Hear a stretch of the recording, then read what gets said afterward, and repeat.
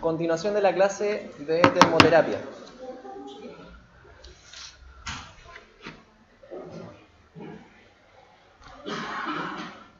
Bueno, en fisioterapia siempre vemos algunas cosas que se conectan con todo lo que tiene que ver con el comportamiento sistémico del cuerpo humano. Hacer un pequeño repaso, esto son cosas que hay que manejar hasta cierto punto, porque nosotros tampoco somos los expertos en farmacología, pero hay que saber cómo funciona el sistema nervioso y sus relaciones, ¿ya? Aquí aparece un cuadro que es el cuadro que explica el comportamiento del sistema nervioso en relación al uso de los neurotransmisores, ¿ya? El sistema musculoesquelético, recordemos que actúa principalmente con receptores de acetilcolina que van conectados al sistema nervioso somático, por lo tanto es un sistema nervioso voluntario, pero tenemos los, elementos del sistema nervioso autónomo, donde controlamos vasos sanguíneos, el corazón, la glándula sudorípara, la médula espinal, y el parasimpático, ¿no es cierto?, que principalmente son las glándulas, la secreción de jugos gástricos, también parte del control de los genitales, etc. Así que aparece un pequeño gráfico que nos habla de cuáles son los neurotransmisores. ¿Cuál es la diferencia entre un neurotransmisor muscarínico y un nicotínico, desde el punto de vista práctico?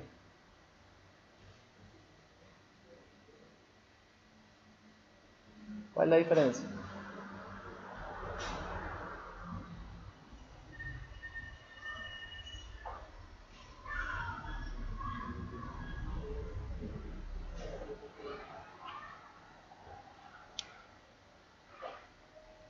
Muscarínicos funcionan a través de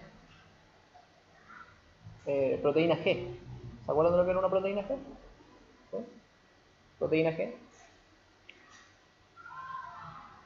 Van a actuar a través del ciclo de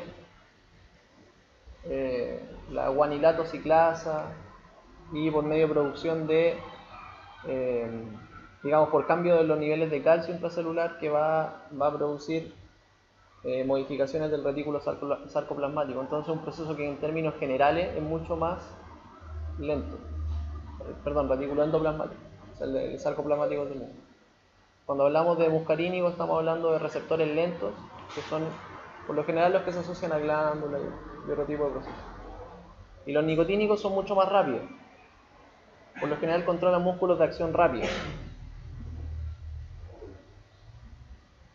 Estos son los nicotínicos, en el fondo son los colinérgicos. Y otra cosa importante es que en el caso del sistema parasimpático tenemos estos puntos de relevo a través del sistema nervioso periférico, en los cuales tenemos un ganglio periférico. Hay un ganglio que controla una región del cuerpo, va a hacer una sinapsis en la zona del ganglio y después va hacia el órgano diana y ahí presenta una nueva sinapsis. Es una diferencia que se da respecto a la médula suprarrenal y que se da respecto al sistema musculoesquelético, donde tenemos una conexión directa desde la médula hasta anterior hasta el órgano diana, que en ese caso es el músculo. En los otros casos tenemos un ganglio, ¿ya? ¿Por qué nosotros deberíamos manejar algunas cositas respecto a eso? Básicamente porque existen algunas posibilidades de que ciertos ganglios se estimulen en ciertas patologías o cuando nosotros aplicamos fisioterapia, ¿ya? Está la posibilidad, no quiere decir que siempre sea así, pero de hecho está demostrado que si tú le realizas tacto a un ganglio, el ganglio va a alterar su conducta. Entonces pueden presentarse algunas respuestas que son distintas. Por ejemplo, en el caso del cuello, a nivel de la primera costilla tenemos el ganglio estrellado. ¿Conocen el ganglio estrellado? ¿No? Es un ganglio. El ganglio es la región cervical. Tú estimulas ese ganglio, el paciente puede presentar respuestas alteradas de la dilatación de la pupila, comportamiento de cierre del ojo, sudoración de la cara, entre otras cosas. De repente uno puede estar estimulando una zona y tú ves que el paciente tiene una reacción un poquito extraña. Podría ser por la estimulación de un ganglio, ¿ya? De todas maneras les voy a pasar algo después para que lo revisen un poquito más en extenso eso. Eso deberían manejarlo por neuro, ¿ya? ¿Tuvieron neuro ya? Ahora tienen neuro. Este semestre lo están haciendo, ¿ya? Que normalmente los kinesiólogos nunca vemos mucho el sistema nervioso autónomo ni es simpático, como que lo pasan un poquito por alto, a cierto punto. La verdad es que muchas cosas se estudian, pero no saben para qué las van a ocupar y por eso yo creo que las van olvidando. Esa es la verdad. Bueno, la vasodilatación. Esta es una respuesta importante porque es uno de los principales procesos que ocurre a causa de la fisioterapia. Vamos a encontrar vasodilatación cuando apliquemos termoterapia principalmente. ¿Ya? La vasodilatación es resultado de la relajación del músculo liso que rodea los vasos sanguíneos. Ahora, ¿a qué se debe la relajación? Se supone que hay un estímulo que constantemente está produciendo la contracción del músculo liso de los vasos sanguíneos. Por lo tanto, lo que tiene que ocurrir es una supresión del estímulo que produce la contracción del vaso sanguíneo. Y eso hace que se vasodilate, porque en condiciones normales o fisiológicas, el cuerpo presenta cierto grado de contracción del músculo liso y por ese motivo los vasos no están siempre en vasodilatación. ¿Ya? O sea, siempre tenemos los vasos con cierto nivel de turgencia, como un tono basal del vaso sanguíneo. ¿Ya? Entonces se tiene que eliminar este estímulo y eso depende principalmente de las concentraciones de calcio y de la fosforilación de una cadena proteica. Bueno, entonces, para que ocurra vasodilatación, lo que debe ocurrir es una reducción de la concentración del calcio intracelular. Y eso es bastante lógico porque el calcio, en el fondo, es el que produce la contracción. Si nosotros eliminamos el elemento que produce la contracción, va a haber relajación.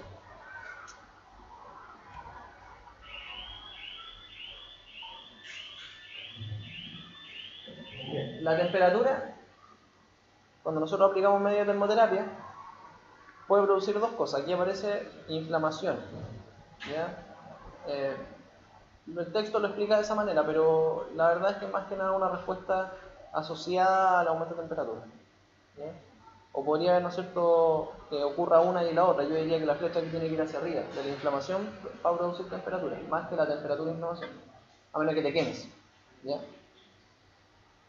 La inflamación aumenta la producción o hace que se libere histamina, ¿ya? Más prostaglandina. Las prostaglandinas son estas pequeñitas, ¿no es cierto?, moléculas que provienen del ácido araquidónico y que hacen que el cuerpo se inflame. ¿Ya? Todo participa en la cascada inflamatoria que vimos en la clase anterior. Y eso produce vasodilatación por medio químico directo. O sea, a través digamos, de un sistema químico se produce la vasodilatación porque eso estimula los vasos sanguíneos. ¿Ya? Y la otra vía es una vía del sistema nervioso, donde los termorreceptores cutáneos van a estimular el ganglio dorsal de la raíz, o sea, el ganglio de la raíz dorsal, y eso va a producir disminución de la descarga adrenérgica, o sea, sistema nervioso simpático. ¿Ya? Y esa disminución de la descarga adrenérgica produce el famoso reflejo de Akson. ¿Ya? Y el reflejo de Akson lo que hace es cortar o disminuir el estímulo que mantiene la contracción del músculo liso. ¿Ya? Entonces ahí vamos a tener la relajación digamos, del músculo liso del vaso sanguíneo y así ocurre la vasodilatación.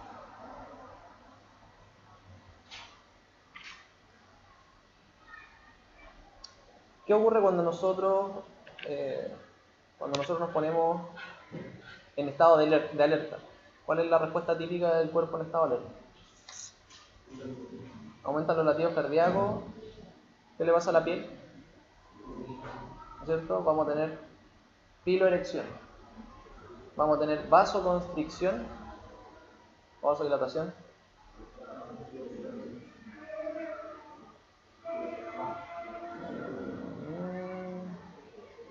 Si se activa el sistema nervioso simpático, tú tienes piloerección. Aterizas, por decirlo así. O sea, eso hace que tus vasos sanguíneos periféricos se contraigan. Cuando ese estímulo desaparece, ocurre la vasodilatación. ¿Sí?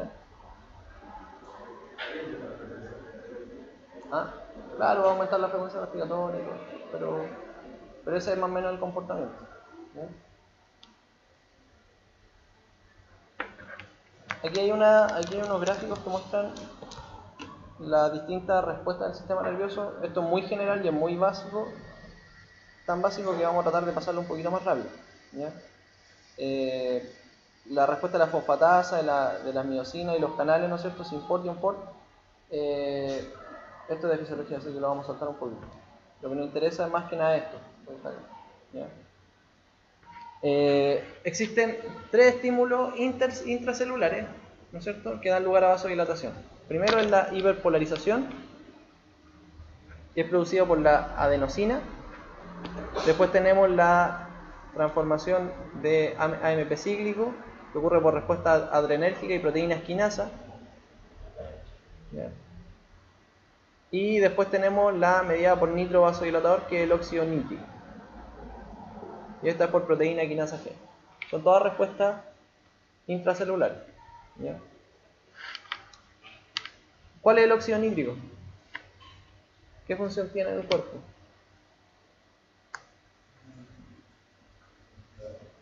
¿Ah? Es un vasodilatador, ¿no es cierto? ¿O no? Vasodilatador, pero también acuérdense que actúa inhibiendo el dolor a nivel del sistema nervioso. ¿Ya?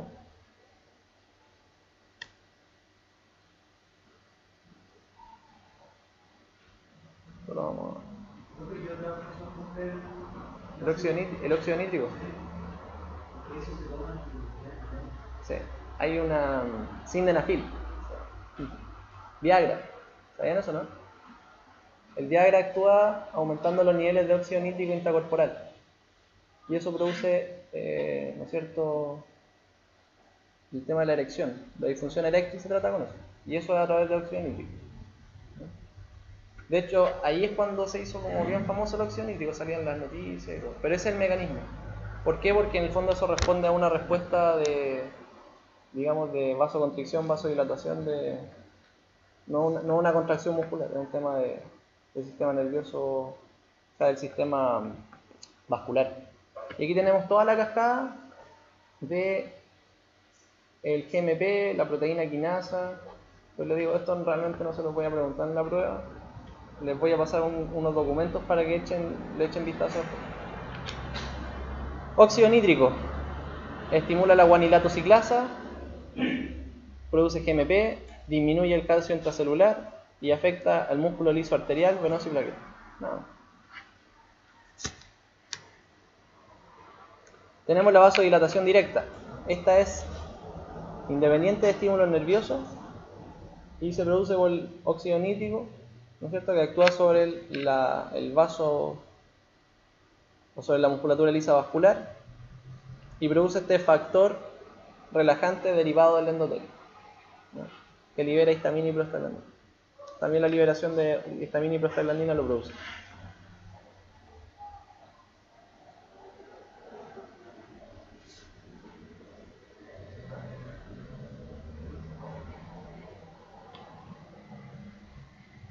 Y la vasodilatación indirecta ocurre por fibra mielínica,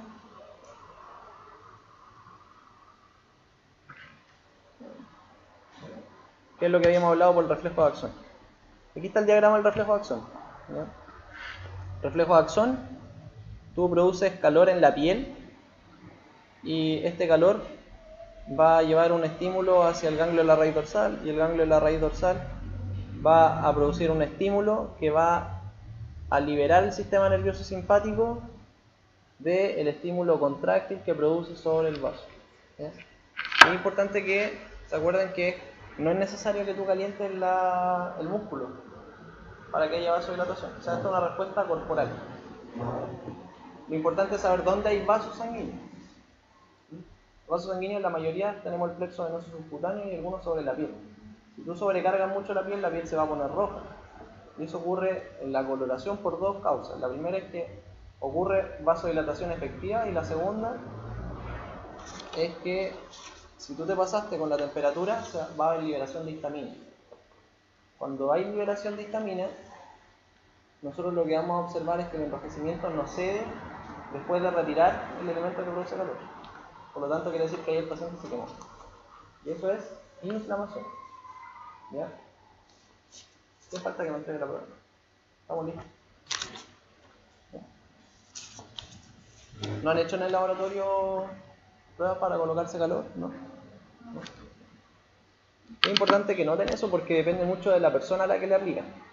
¿Ya? Independiente de los mecanismos fisiológicos que puedan, ¿no es cierto?, fosforilaciones, guanilato ciclasa, etc. Es importante notar cuál es la respuesta térmica que hay entre una persona y otra.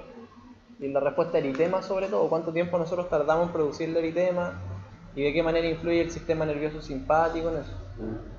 Por ejemplo, no es lo mismo que usted aplique una compresa a una persona que estuvo haciendo ejercicio a que apliquen una compresa en una persona que viene recién despertando en la mañana, cuando hace frío en el ambiente. La respuesta es totalmente distinta. ¿Ya? ¿Por qué? Porque hay cambios que ocurren por el sistema nervioso simpático, donde una persona va a estar con un estímulo de vasoconstricción corporal. Probablemente si tiene frío, va a haber acumulación más de sangre hacia el sector de las vísceras. Si viene una persona a hacer deporte y ustedes le aplican una compresa, ya está en un estado de vasodilatación, está eliminando temperatura, está transpirando, tiene otro tipo de respuesta. ¿Ya? Y se libera óxido nítrico. Entonces nosotros vamos a decir que es probable cuando nosotros apliquemos calor que la persona sienta algún grado de analgesia, va a sentir también un poco de placer, pero es por la estimulación cutánea. Y la estimulación cutánea es la que produce el reflejo de acción. No necesariamente porque calentemos músculos ni nada de eso. ¿No? Estímulos sobre el músculo liso. Aquí, bueno, dice excepto capilares y vénulas. ¿Por qué motivo? Porque los capilares y las vénulas, cuando son vasitos muy pequeños, muy pequeños, no tienen músculo liso. ¿Ya? Entonces no tienen la capacidad de generar esa vasoconstricción o vasodilatación mediada por el sistema nervioso, ¿no es cierto? Lo que va a ocurrir es que en el caso de los capilares más pequeños, vasos y vénulas, lo que puede pasar es que esto aumenta en su permeabilidad, que es por factores solamente químicos. O sea, el vaso se va a distender por factores químicos, nada más, pero no va a tener una respuesta de vasoconstricción, vasodilatación. Otra cosa es que si aumenta la hiperemia de la pared abdominal, se reduce el flujo sanguíneo visceral.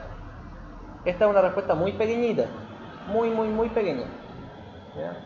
¿En qué caso se da? Si tú colocas un elemento de termoterapia sobre el abdomen, sobre el pecho o alguna región que tenga víscera, ¿no es cierto? Lo que va a pasar es que la sangre va a empezar a fluir más por la región superficial y va a fluir menos por la región profunda. Entonces te produce un cambio de flujo de vasodilatación superficial respecto de lo que debería ser vasodilatación profunda. Y hace que la sangre pase más por un sector que por otro. Pero estas respuestas, para que ocurran, tienen que tener altos niveles de temperatura o muy generales, ¿no? Aún así, es muy pequeña la respuesta, como para que nosotros pensemos en producir un cambio real o efectivo con eso. ¿Ya? Cambios reales los podemos notar, sí, en los casos de cambio de temperatura generalizado. Por ejemplo, cuando una persona se sumerge en el agua caliente, en una piscina. ¿Ya? Después lo vamos a ver cuando veamos terapia en líquido, hidroterapia, y ahí hay algunas cositas, ¿no es cierto?, respecto a que un paciente se puede desmayar dentro del agua o le pueden pasar cosas extrañas porque hay un aumento de temperatura muy general. ¿Ya? Trabajan más los riñones, etc. También hay disminución de la perfusión gástrica e intestinal y eso puede disminuir la acidez gástrica. La acidez gástrica, todo esto, ¿por qué se produce? Obviamente hay una secreción, ¿no es cierto?, mayor de ácido clorhídrico por parte del estómago. Pero eso está asociado a una vasodilatación y aumento del flujo sanguíneo del abdomen o del estómago. ¿Sí? Si tú disminuyes ese flujo sanguíneo, va a pasar que el paciente elimina o que disminuye un poquito esa secreción gástrica. Un ejemplo de eso es que las personas que realizan actividad física generan menos, ¿no es cierto?, flujo del sistema gástrico. O cuando les decía yo, una persona que se mete a la piscina. Y hay algunos medicamentos que actúan incluso sobre ese nivel. Entonces aquí dice una vasodilatación periférica provoca una vasoconstricción profunda y viceversa. Puede pasar también en el sistema muscular.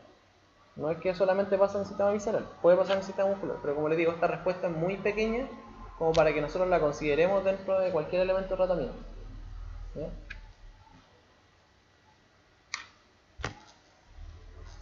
Los efectos de la vasodilatación indirecta se pueden evidenciar a través de la extremidad contralateral en baja proporción. ¿Qué quiere decir? Si tú aplicas termoterapia en una extremidad, la otra también cambia su comportamiento. Por eso se sabe el reflejo de acción. ¿Ya? Y tiene una latencia corta, por lo tanto tiene una actividad refleja, pero no produce cambio en la temperatura global.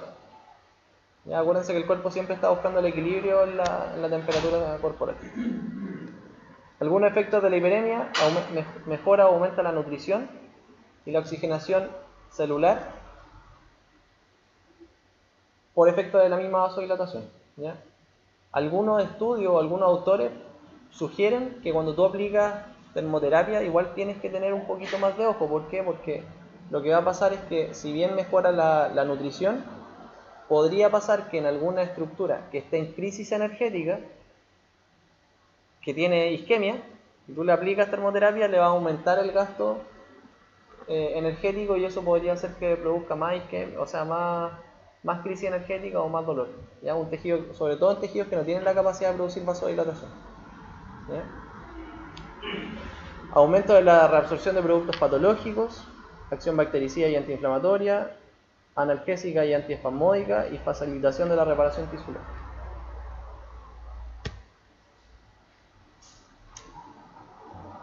La reacción química está la ley de Van Hoff, que dice que por cada 10 grados de aumento de temperatura, las reacciones químicas aumentan al doble o al triple. Por lo tanto, vamos a tener aceleración de los procesos químicos. Eso puede hacer más gasto o puede hacer que se produzca más energía, cualquiera de los dos casos. Y por cada grado de temperatura, alrededor del 13% de aumento de metabolismo. Acuérdense siempre que el aumento de temperatura, a pesar de que nosotros lo sentimos porque tenemos una gran capacidad de sentir cambio de temperatura entre los 37 y sobre los 37, nosotros no aumentamos tanto la temperatura. O sea, ya ponle tú que un tejido tú le llevas a 40 grados, está en 37, le aumentaste 3 grados, se supone. Pero en el caso de las manos, de las piernas, ¿no es cierto?, que son zonas que están más distales, pueden estar hasta 34. Tú puedes llevar una mano a 38, 39 grados. Significa que el gasto metabólico o que el aumento del metabolismo va a acelerarse bastante. Y además se produce toda una respuesta del sistema circulatorio que obviamente va a producir también el tejido. Algo tiene que producir, sobre todo en esas zonas. ¿Cómo nosotros graduamos la sensación térmica? Esto es propio de la aplicación. Ustedes están aplicando un elemento de termoterapia, vamos a tener 5 escalones. Un calor subliminal, que es un calor no perceptible, donde tenemos respuestas de termorregulación que tardan en aparecer, hay que aplicar mucho tiempo la fisioterapia. Y el sistema neurovegetativo controla el metabolismo con precisión. Quiere decir que en el fondo tú aplicaste termoterapia, pero la temperatura es tan baja que el paciente no lo siente y que el cuerpo tarda en regularlo, pero lo regula. ¿Ya? Un calor supraliminar es un calor ligero o una sensación ligera de calor. ¿Ya? Esto produce un ascenso pronunciado de la temperatura que también, ¿no es cierto?, va a hacer que actúen los sistemas de termorregulación, pero más rápido y por lo tanto de forma más eficaz. El calor moderado es suave y agradable, se produce vasodilatación en poco tiempo, más o menos 5 minutos, por lo que el tratamiento debe tener poca duración. El calor intenso, pero sin molestia. Este desencadena vasodilatación rápida y sudoración. Nosotros vamos a notar piel sudorosa y el calor quemante es una sensación de dolor, o asociado a sensación de dolor. ¿Ya? Y aquí hay que modificar sí o sí la dosis.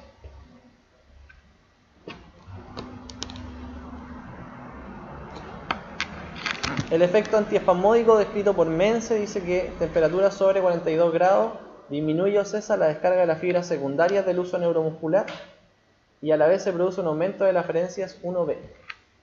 ¿Ya? ¿Cuál era la fibra 1B?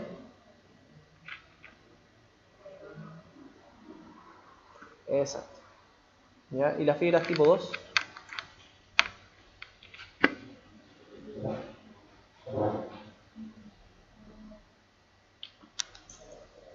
Bueno, ahí dice, pues son las fibras del uso neuromuscular. ¿Ya? Entonces, las fibras del órgano tendinoso aumentan su descarga y las del uso neuromuscular van a disminuir, tan simple como eso.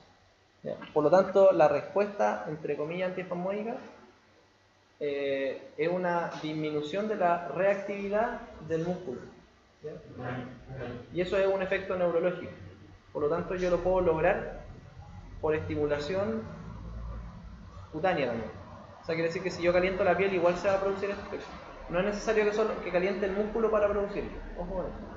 ¿Ya? De hecho, en termoterapia está descrito que si tú le colocas termoterapia a un paciente, lo que va a pasar es que disminuye la fuerza muscular. ¿Ya? O sea, la termoterapia disminuye la fuerza. Ojo con eso. ¿Ya? Por lo tanto, el músculo se relaja. Y ahí está, en el fondo, para que se acuerden de eso, que ya lo vimos, ¿cierto? La fibra 1B del órgano tendinoso de Golgi y la fibra 2, que son las aferentes secundarias del uso neuromuscular. Entonces vamos a tener que el tono muscular disminuye, porque disminuye la aferencia de la fibra gamma también. La eferencia gamma, ¿se acuerdan? También es la del uso. Entonces esta es la aferencia del uso. Si aumenta la gamma, vamos a tener que el tono aumente. O sea, el músculo está más contráctil, o se mantiene en un estado mayor de excitabilidad. ¿Ya? Y la respuesta, como les dije, se da a través de la estimulación cutánea. Por lo tanto, no es necesario que yo piense en que voy a calentar el músculo para producir ese efecto. Basta con producir aferencias, por ejemplo, en regiones cutáneas como el cuello, entre otros. Ahora, ¿por qué el cuello? Por algún motivo el cuello tiene más receptores cutáneos. Por eso es que uno tiene como harta sensibilidad en esta zona posterior del cuello, y eso hace que los músculos se relajen. Tú estimulas la piel y se va a relajar el músculo. De hecho, esa respuesta que se produce por calor no solo se produce por calor, ojo por eso. También vamos a tener respuesta antiespasmódica por frío o por tacto. O sea, al final el tema es la estimulación de la piel, es lo que toque mágico. ¿Han escuchado ese término?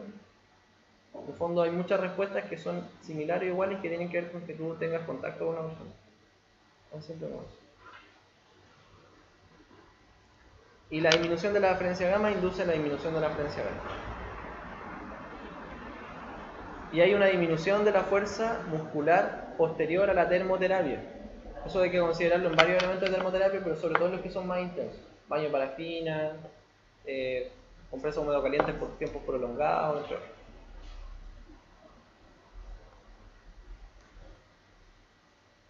Efecto de la extensibilidad del colágeno. Este yo creo que es el más importante de todo, junto con... No, yo diría que el más importante de todo, lejos, la extensibilidad del colágeno es lo principal. ¿Ya? Temperaturas bajas van a disminuir la velocidad articular. Una cosa ideal para los efectos que queremos lograr con los pacientes es que nosotros apliquemos calor y después elongemos. ¿Ya? Yo les dije que si bien es difícil calentar el músculo porque el músculo está más caliente que la piel, por lo general, y que el músculo está muy profundo, pero a nivel articular algunos efectos podemos producir. ¿Por qué? Porque, por ejemplo, la articulación es un compartimento más cerrado, o la piel, ¿no es cierto?, también nos va a dar extensibilidad. Y también si estimulamos la piel, se relaja el músculo, ¿no es cierto? Vimos que disminuye su excitabilidad y nos va a permitir ser un rango articular. Otra cosa importante donde uno puede notar, que es lo que mencionaban sus compañeros, el tema de la rigidez matinal. ¿De acuerdo? Ya, ¿cuál es la diferencia entre artrosis y artritis en la rigidez matinal? Porque es un criterio de diagnóstico.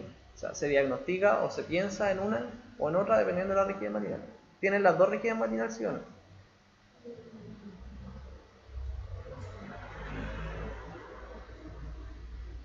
¿Sí o no? Las dos tienen rigidez matinal. La diferencia es que la de la artrosis cede. Cede en los primeros movimientos de la mañana. De hecho, hay un tiempo que está escrito y eso aparece en la guía diagnóstica. Búsquenlo. ¿Ya? Entonces, el paciente con artrosis, la rigidez tiene que ceder. Y eso se debe a que aumenta la temperatura, por ejemplo, de la articulación. Tan simple como eso. ¿Por qué? Porque al aumentar la temperatura, lo que va a hacer es que los tejidos sean más viscosos y pasa toda esta respuesta de pérdida de la rigidez que es propia de la curva estrés de formación, que nosotros vimos en la curva estrés de formación. Los tejidos se volvían menos extensibles si estaban con frío. Entonces, cuando veamos crioterapia, ahí les voy a explicar, bueno, en realidad se lo explico ahora porque es el mismo concepto. Pero hay algunos colegas, a mí por ejemplo, cuando yo tuve clase de fisioterapia, los colegas me decían, cuando tú quieres romper adherencia, aplica frío. Pero nunca me quedó claro por qué era eso. O sea, era una frase de libro, porque en el libro sale eso. Por ejemplo, tú puedes ocupar el frío para romper adherencia. ¿Y a qué va eso? Que si tú aplicas frío, le colocas la crioterapia al paciente, cuando lo muevas poco, se van a romper tejidos. ¿Por qué? Porque el tejido se hace más rígido y tú a menos deformación vas a generar ruptura de los puentes cruzados. Es una alternativa, pero también está la alternativa del calor. Tú lo que puedes hacer también es aumentar la temperatura, producir la elongación y después de eso que el paciente mantenga el rango y cuando mantenga el rango vuelva a su temperatura original o en la posición de elongación tratar de enfriarlo un poco. Y ahí después, si lo vuelve a movilizar, va a tener mucho más rango. Pero es una alternativa bastante buena. Entonces, ¿dónde podemos privilegiar estos efectos de elongación? Por ejemplo, en las rigideces de mano, que se dan en los pacientes con artritis o con pacientes con artrosis, pero sobre todo los pacientes con artritis que no están en etapa inflamatoria. Porque la artritis tiene momentos, ¿no es cierto? Tiene momentos donde el paciente está en inflamación y momentos donde el paciente está normal o estable. Y de hecho hay veces que ni siquiera sienten dolor. Los casos más críticos, porque la artritis va por etapas, van a tener, ¿no es cierto?, episodios más frecuentes con más dolor. Si no están en esa situación, se puede aplicar termoterapia, ¿ya? Y aplicando la termoterapia, el paciente, por ejemplo, en un baño parafina para el tema de las manos, se va a calentar muchísimo la articulación y tú la vas a poder mover libremente. O sea, ahí en esos casos, un tema es que lo haga para efectos de la relajación, porque le va a quitar el dolor, le va a disminuir un poquito la inflamación, van a pasar varias cosas, pero después de eso lo importante es que movilice para que mantenga el rango articular, ¿ya? Y eso va a pasar también en la rodilla, va a pasar también en el codo, va a pasar en todas las articulaciones del cuerpo. De los elementos de fisioterapia, o el elemento de fisioterapia que más nos sirve para la extremidad, para producir calor, para la manito, es el baño parafina. ¿Por qué? Porque el baño parafina nos permite llegar a zonas irregulares. Por ejemplo, si tú le colocas un infrarrojo a un paciente en la mano, le va a calentar solamente o el dorso de la mano o la palma de la mano, pero no se va a calentar completa la articulación o no se va a calentar completa la mano. Con estas zonas intermedias, ¿no es cierto?, que permiten una mayor llegada a calor. Siempre en las manos, la pregunta típica de prueba es que, ¿por qué utilizamos o por qué es mejor el baño parafina para producir termoterapia? Primero porque es termoterapia de alta, digamos de alta temperatura, pero de muy baja conducción. Y segundo, porque nos permite llegar a zonas irregulares del cuerpo. Ese es el motivo. La elongación siempre va a ser más efectiva en periodos largos que con intermitencia. Ahí se acuerdan del monito donde teníamos una compresita y después apareció una pesa, que teníamos que dejar que la pesa se quedara un ratito. Son una elongación larga o una elongación sostenida en el tiempo. Y en el caso del baño parafina, 45 grados. 45 grados temperatura para quemar o no. ¿Se quema algo con 45 grados?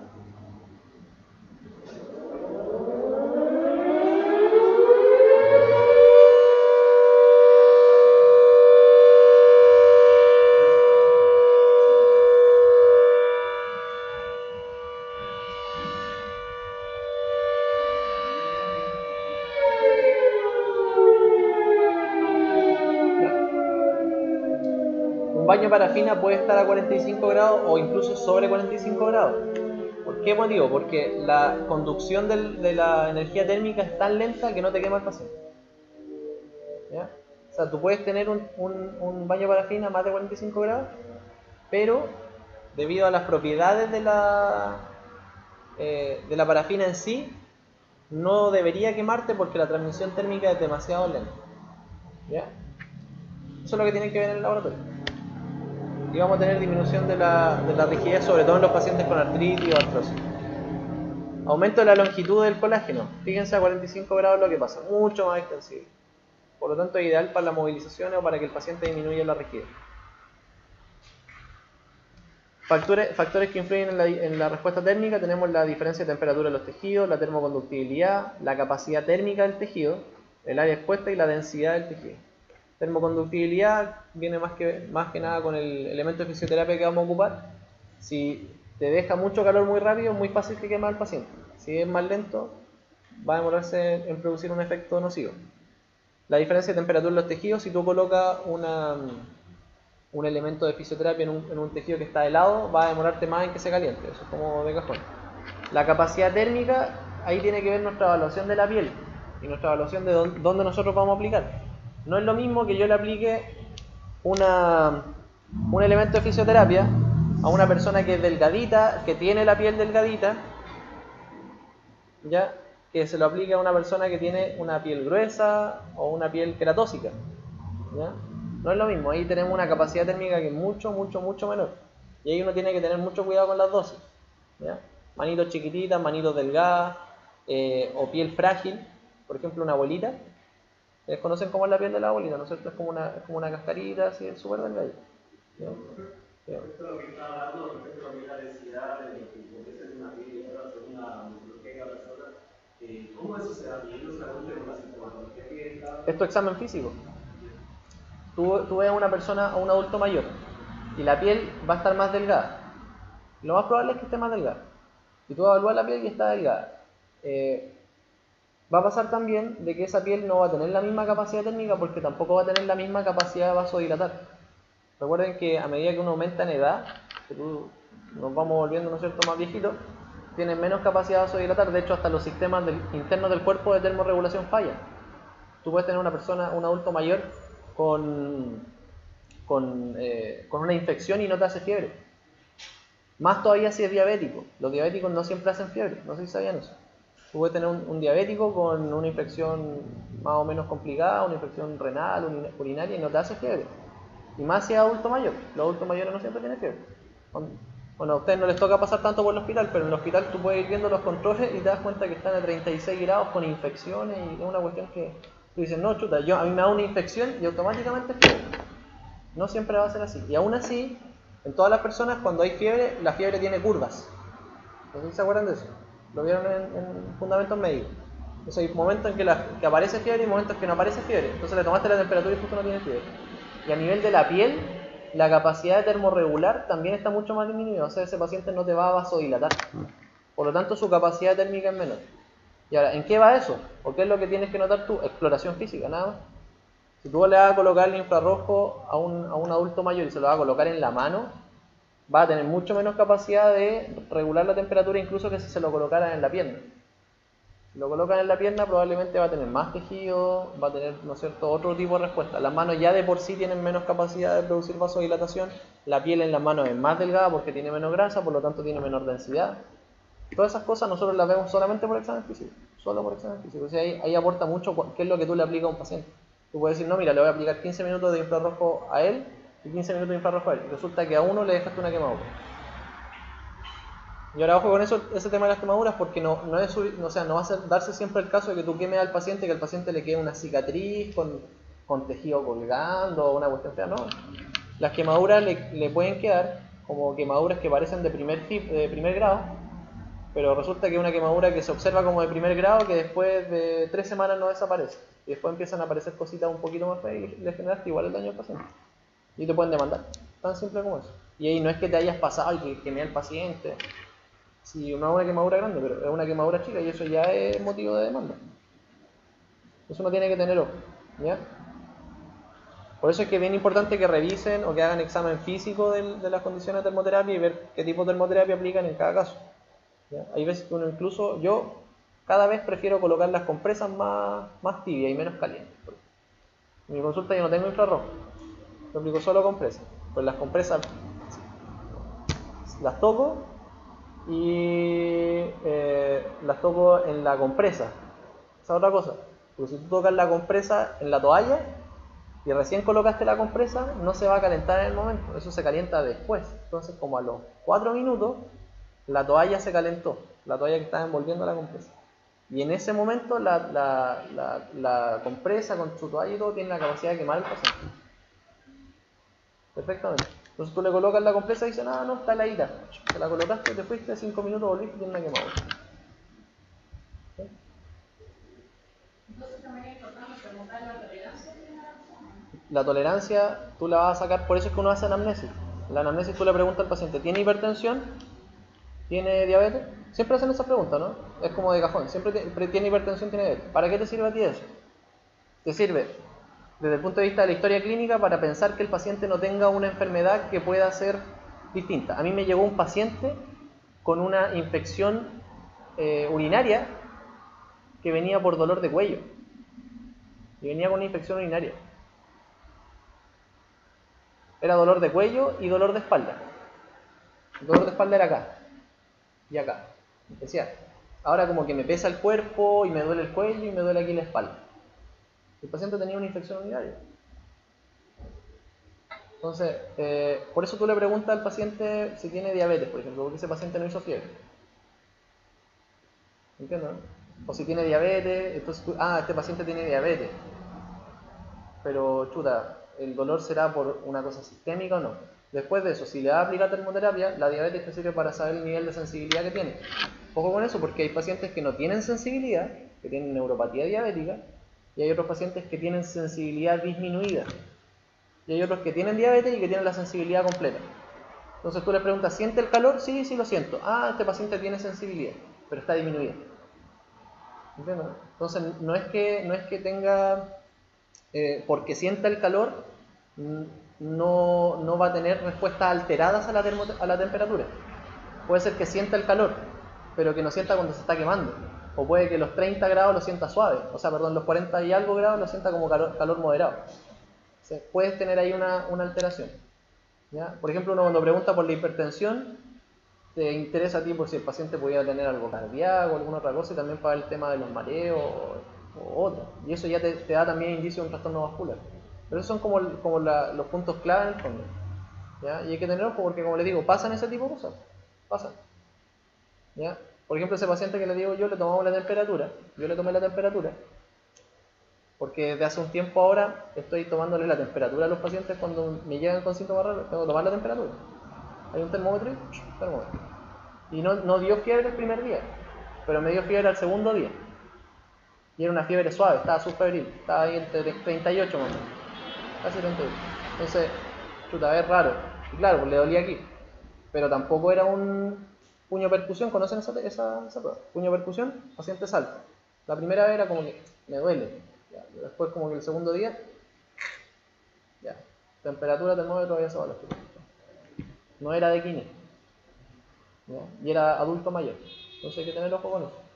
Porque a ese adulto mayor con diabetes, 68 años más o menos, que está con una infección, se le puede convertir en falla multisistémica y se puede ir hasta para el otro lado.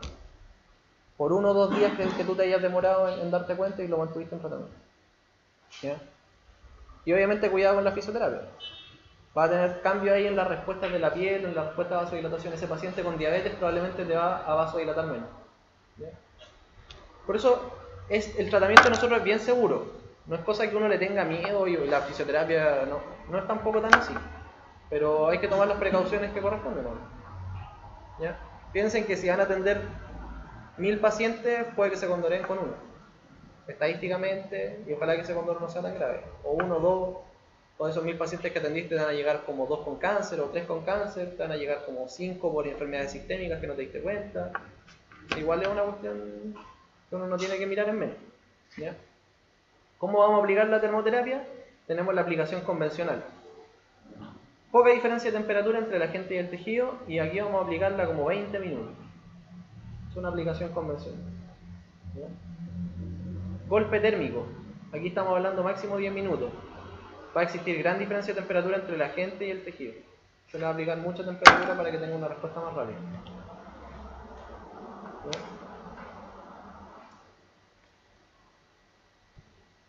Otro elemento, la termoconductibilidad. Esta es la capacidad del material de transmitir calor. ¿Ya? Principalmente depende del agua del tejido, la piel y del órgano, y obviamente en relación a la grasa. Entonces, la termoconductibilidad, ojo con los elementos de termoterapia que se calientan de a poco. Por ejemplo, las compresas. Compresas se calientan de a poco. El infrarrojo es termoterapia constante, nunca disminuye su emisión, siempre está emitiendo a la misma intensidad. Por lo tanto, ahí, si tú lo colocas por tiempos prolongados, aun cuando la temperatura sea moderada, también tiene riesgo de quemar al paciente. Porque si tú le colocas termoterapia en toda la espalda y lo colocas 10 minutos, ni un problema. Pero ya lo colocaste 20-25, el paciente ya vasodilató, por ejemplo.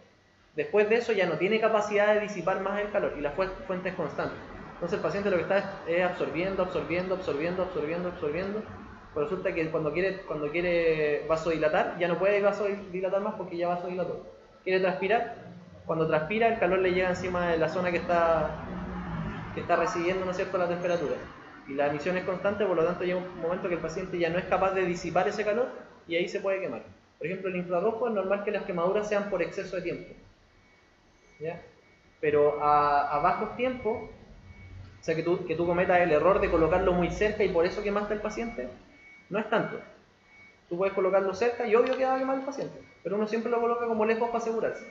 Si lo colocas lejos, el riesgo que lo quemes es porque lo dejaste mucho tiempo. Y eso pasa con los servicios por lo general cuando tú atiendes muchos pacientes al mismo tiempo. En el hospital yo llegué a atender 7 pacientes al mismo tiempo.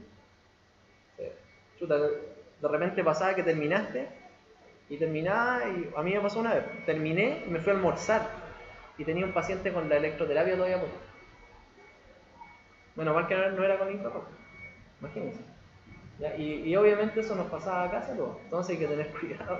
¿Ya? A veces, por ejemplo, en los servicios, los mismos colegas le decían a los pacientes, mire, cuando pasen 20 minutitos, usted mismo salga y se viene para algunos, no todos. O cuando escuche el pitito, se saca los cositos y va hacia afuera. No es lo ideal, pero eso es una situación ya extrema que pasa o que puede llegar a pasar en los servicios donde, como les digo, puede atender muchos pacientes. ¿Sí? La capacidad térmica, la capacidad de almacenar temperatura, ¿no es cierto?, que tiene relación principalmente con la hidratación y con la piel que está mala o que está en mala condición. El área expuesta, por eso le digo, ahí por ejemplo tú colocas un infrarrojo y el infrarrojo lo coloca en toda la espalda, área expuesta grande. Es harto lo que va a recibir. No es lo mismo que si se lo coloca en la mano, ¿no? Muy distinto. Y para tener respuesta del hipotálamo, 5 centímetros. Densidad de los tejidos es inversamente proporcional con la capacidad de almacenamiento. ¿Bien? Busca termoterapia leve o intensa.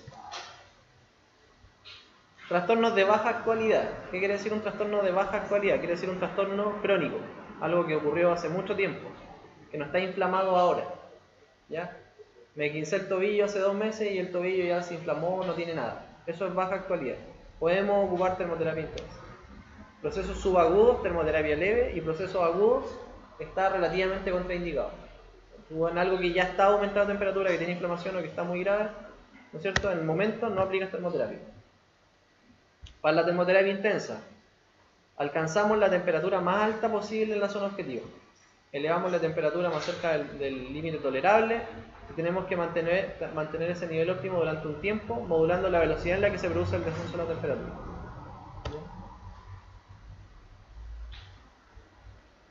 Termoterapia leve, por lo general son elementos de termoterapia profunda o elementos superficiales de baja intensidad con tiempos reducidos de aplicación. Podemos tener 2 opciones. Termoterapia leve quiere decir que aplicamos un elemento de alta temperatura por bajo tiempo o que aplicamos un elemento de baja temperatura por un tiempo moderado. Esas son las 2 alternativas. Y obtenemos una temperatura superficial alta distante a la zona patológica también. Pacientes tiene el tobillo inflamado. Yo no puedo aplicar en el tobillo termoterapia, pero tiene una contractura que le genera dolor, porque yo investigué, ¿no es cierto?, revisé a mi paciente y tiene un problema de dolor en la pantorrilla. ¿Qué hago? Le aplico la termoterapia a distancia. Se la coloco en el pie o se la coloco en la pierna, pero no en el tobillo. Y ahí igual voy a lograr efectos térmicos a nivel distal. ¿Entiendes? Es una forma de lograr termoterapia. Obtener temperatura superficial alta para calentar levemente un tejido profundo. Y eso es peligroso. O sea, quiero calentar la cápsula articular o quiero calentar el músculo. ¿Qué tengo que hacer? Voy a aplicar mucha temperatura, pero para lograr un efecto leve o moderado en ese tejido que es profundo. porque no puedo lograr más. ¿Cuánto tiempo necesito para calentar un músculo? Para elevar en 1 grado la temperatura. 30 minutos, termoterapia intensa. ¿Ah? Eso es para calentar un músculo. Si yo quiero calentar una cápsula articular, por ejemplo, de rodilla o un tobillo, piensen que van a tener que colocar termoterapia moderada más o menos como 20 minutos. Ese es como el tiempo. ¿Ya? Y ahí depende, como les dije, de la zona, de la transferencia térmica, depende de todo eso. No es lo mismo que yo le coloque una compresa a un paciente encima del tobillo a que envuelva el tobillo de mi paciente en la mente. Criterio de aplicación: cantidad de energía convertida en calor y calentamiento relativo. ¿Ya? Vamos a tener para la piel los medios superficiales, el infrarrojo, el baño de parafina, los subcutáneos, la onda corta, capacitiva. La onda corta capacitiva es la ultratermia. ¿Ya? Onda corta ultratermia. Y hay dos tipos de ultratermia. Aquí en el edificio tenemos un solo tipo de ultratermia, pero hay dos tipos. Hay una ultratermia que es capacitiva y otra onda que es inductiva. ¿Ya? La onda corta inductiva es la que tenemos acá. Esa funciona con bobinas que se llaman inductores. ¿Ya? Yo le había dicho, esos provienen incluso de la industria. En la industria lo utilizan para calentar metal. No sé si les conté eso. Creo que se lo había contado. Calentar metal. ¿Ya? Y obviamente también calientan tejidos. ¿Sí? Muy similar a la función del microondas. Y la otra es la capacitiva. La onda corta capacitiva utiliza 2 electrodos o 2 puntos de aplicación para la fisioterapia. Tiene un polo y otro polo. Entonces, se lo coloca al paciente, le puedes colocar aquí y se lo puedes colocar acá. Como quien le coloca unos electrodos de electroterapia, pero son grandes. Son electrodos de este tamaño. Igual se calientan un poco. Y eso hacen pasar una corriente a través del cuerpo. Y esa corriente trabaja, ¿no es cierto?, a bajas frecuencias pero altas intensidades. Y lo que hace es calentar los tejidos. Pero como es una corriente eléctrica, pasa por los tejidos que tienen mayor conductividad eléctrica. Por lo tanto, se va más por la piel. Y aun cuando es onda corta o ultratermia, que se supone que calienta tejidos profundos, igual se va a transmitir siempre más fácil por la piel y va a costar que llegue un poco a los tejidos más profundos. Por eso es que aquí aparece que ese tipo de onda corta sirve para los subcutáneos superficiales, porque es menos profunda que la onda corta inductiva. La onda corta inductiva te calienta los tejidos que tienen más agua, ¿ya? Porque ahí es donde generan las ondas parasitarias. Y para articulaciones o interfaces miofaciales podemos ocupar ultrasonido, y para órganos internos la onda corta inductiva. Ahora, para las articulaciones sí, se calienta con el ultrasonido, pero el cabezal del ultrasonido es tan pequeño que es difícil de que caliente en muchas zonas. ¿En qué parte nosotros ocupamos el ultrasonido como elemento de termoterapia para lograr efectos? Por ejemplo, en el tendón de Aquiles. ¿Ya? En ese tendón, o en el tendón rotuliano, tú podrías ocuparlo para producir un poquito de calor, porque lo aplicas muy bien localizado en la zona del tendón. Y después lo puedes complementar incluso con alguna elongación o alguna otra técnica. ¿Ya? Pero normalmente, como el ultrasonido produce mucho dolor y la onda mecánica es muy fuerte, no es el medio ideal para producir calor en esa zona. No es lo ideal. Precauciones generales de los agentes físicos. Siempre hay que preguntarle a un paciente, siempre que ustedes reciban un paciente. El paciente llegó a la consulta y ustedes lo van a tratar, pregúntenle si había ido antes al kinesiólogo. Y si había ido antes al kinesiólogo, ¿qué es lo que le hizo el kinesiólogo? El anterior. ¿Por qué motivo? Porque pueden pasar varias cosas. Primero, cosas relacionadas con el tratamiento, y segundo, cosas relacionadas con la aplicación de alguna técnica o agente. Yo le pregunto al paciente, ¿usted fue al kinesiólogo? Sí. ¿Qué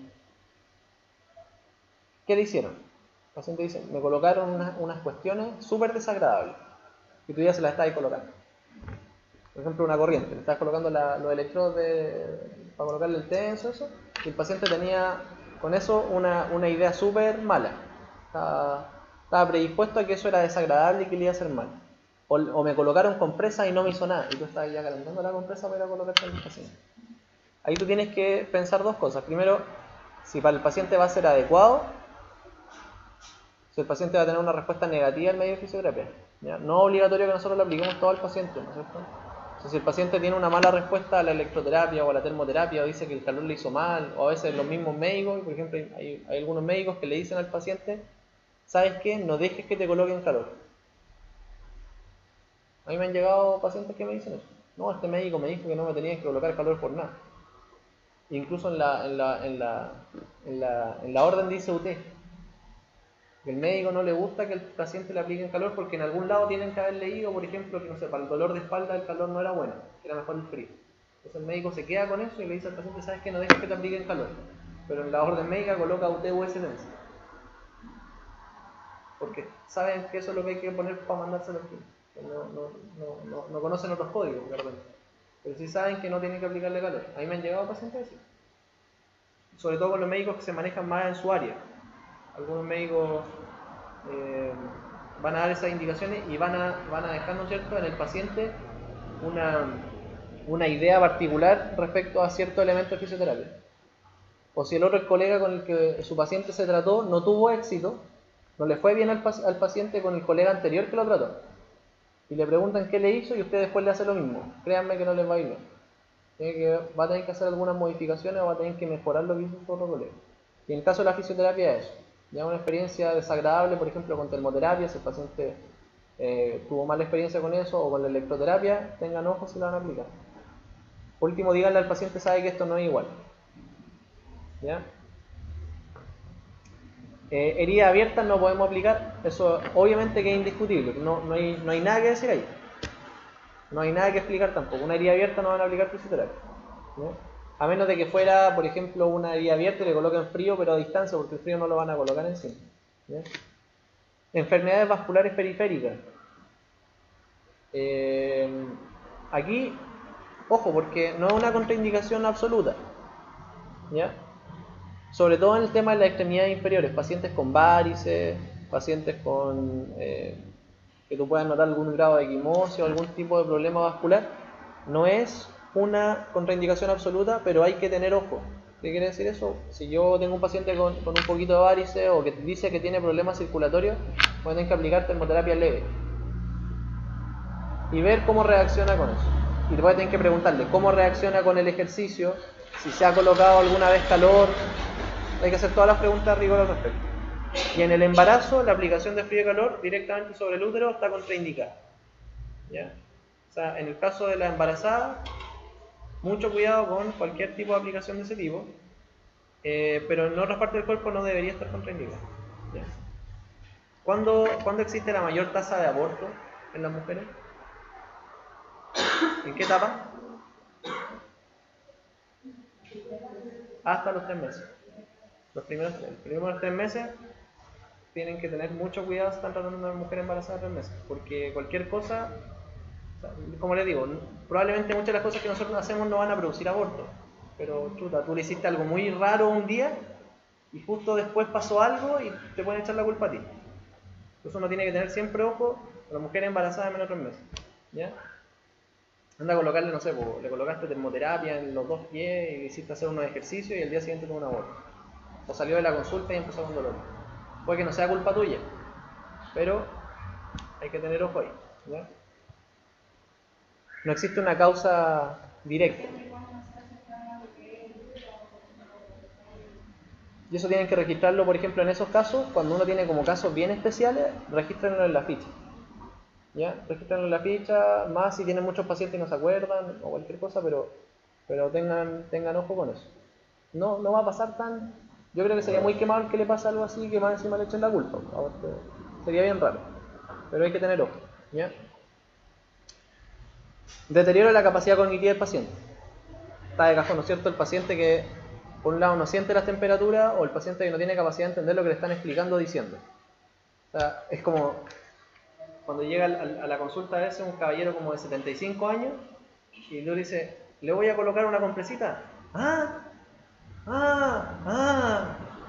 sé si le ha pasado con algún paciente así. Bueno, es que ustedes no han visto pacientes todavía, pero a mí me han llegado. Entonces hay pacientes que tú como que les explicas y hacen las cosas como por inercia. No es necesario que el paciente esté poco menos que desconectado, desenchufado de la realidad. Pacientes que están como en, digamos, como que viven mundos paralelos, pero están ahí todavía. Entonces uno tiene que tener ojo ahí. Ojo, ¿no? La edad avanzada. Ahí vamos a tener casi todos estos trastornos. Habíamos dicho menor tejido adiposo, más tejido conectivo, menos capacidad de regular la temperatura. Los extremos, ¿no es cierto?, van a tener problemas con frío y calor, las manos sobre todo. Los puede hacer susceptibles a quemadura y tienen capas de piel más delgadas. Y el tema de la metástasis es una contraindicación absoluta, obviamente aplicar termoterapia, siempre y cuando no sea como cuidado paliativo para un paciente diagnosticado. ¿Se entiende el concepto? O sea, yo si tengo un paciente que tiene una metástasis, tengo que tener una indicación especial para poder aplicarle la termoterapia. Por ejemplo, que sea un paciente terminal, que yo sé que eso le alivia. ¿Ya? O podría ser la termoterapia o la crioterapia. Por lo general vamos a ocupar TENS, pero hay algunos pacientes, no sé, pues, dicen, chuta, a mí se me quita el dolor de las manos con un poquito de calor. Chuta, aplíquele un poquito de calor. Ahora, el tema de que las metástasis uno vaya a producir más metástasis por aplicar calor, no siempre es tan así. O sea, es como que es medio discutible porque no hay ningún estudio que relacione causa y efecto. Pero tú sabes que por el efecto vasodilatador podrías notar, ¿no es cierto?, alguna diferencia. O podría pasar algo. Pero en general esas patologías son de un curso impredecible totalmente. O sea, tú hagas lo que hagas, nunca vas a saber qué es lo que pasa ni lo que produce. Y si aparece cáncer en otro lado, chuta. Puede ser bastante especial. La mala suerte sería, no sé, porque el paciente tenía una metástasis y tú le colocaste termoterapia en el brazo y después le aparece algo en el brazo. A echar la culpa. ¿No? Entonces que ten cuidado y eso sí está permitido, pero como cuidado paliativo. ¿Ya? Cuidado paliativo. Otra cosa importante es tener especial cuidado en las raíces nerviosas y en las áreas relacionadas, ¿no es cierto?, con el cáncer, y obviamente las zonas que han sido tratadas con calor que pueden aumentar la circulación de una zona con metástasis. Por ejemplo, en la espalda. ¿Ya? Entonces aquí tenemos un cuadro con contraindicaciones. Que esto es probablemente una de las cosas más importantes cuando uno aplica. Porque como yo le había dicho, aplicar termoterapia no es para nada difícil. Esto lo viene haciendo el hombre desde los años anteriores a Cristo, que aplicamos termoterapia, ¿no es cierto? Y a una persona le duele algo y se coloca calorcito y se soba y hace cosas, ¿ya?